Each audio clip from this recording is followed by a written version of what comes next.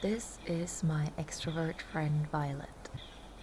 She's making us whiskey sours at a cafe because the person who actually works there, who would usually make the cocktails, hasn't arrived yet, and the barista has no cocktail training. So Violet took over. Does she know the cafe owner or the barista? No. Does she have cocktail training? Not to my knowledge. Did she then go on to negotiate a discount for us because she made our cocktails, which, by the way, were incredibly strong and most definitely not on the menu? You bet. I will never forget this moment. Extroverts are fascinating creatures. I often travel alone, but that's okay. I'm an introvert.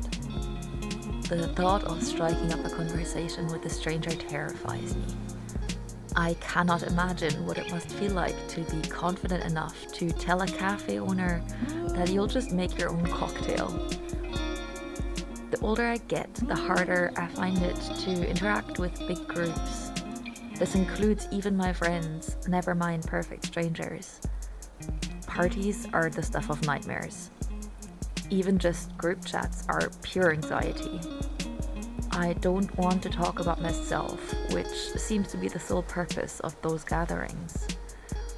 And while I joke about extroverts being strange, you may have already guessed that this is nothing but jealousy.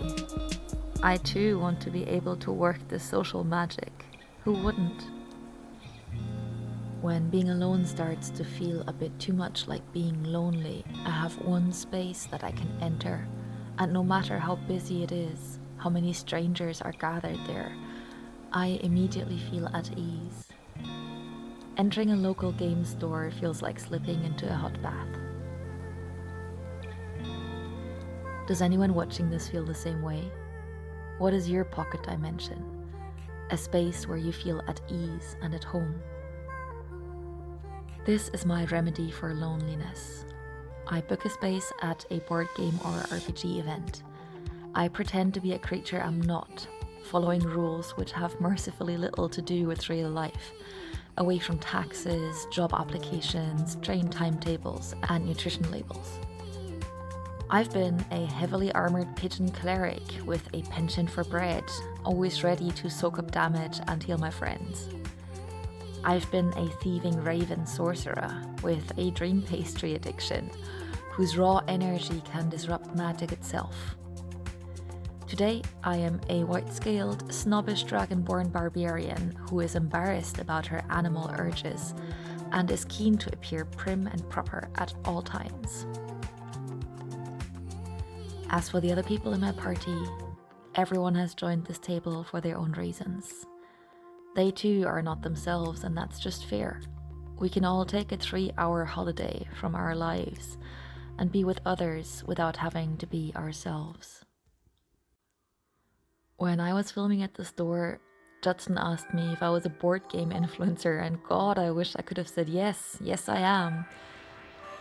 Some of you may have noticed that my content has been a lot quieter lately, and I've seen some comments asking if I'm okay, that I seem to have no energy.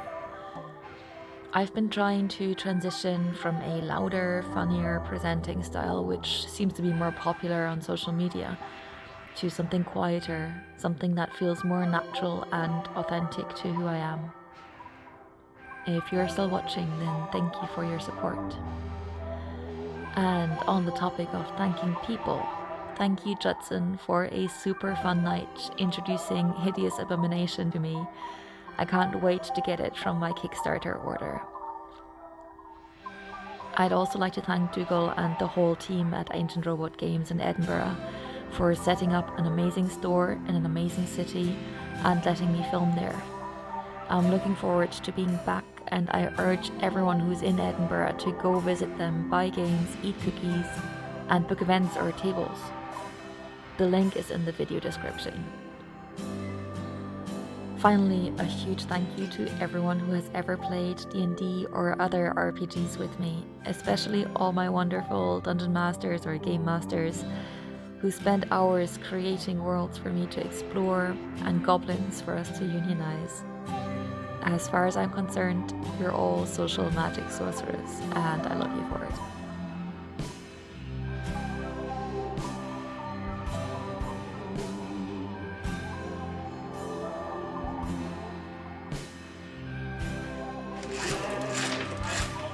Natural 20. Yeah. Of course, I'm filming the blinds when you're rolling a natural 20. You can do it. Like to laugh at my joke. Hideous laugh. So I'll tell you what, I didn't actually roll it. Okay.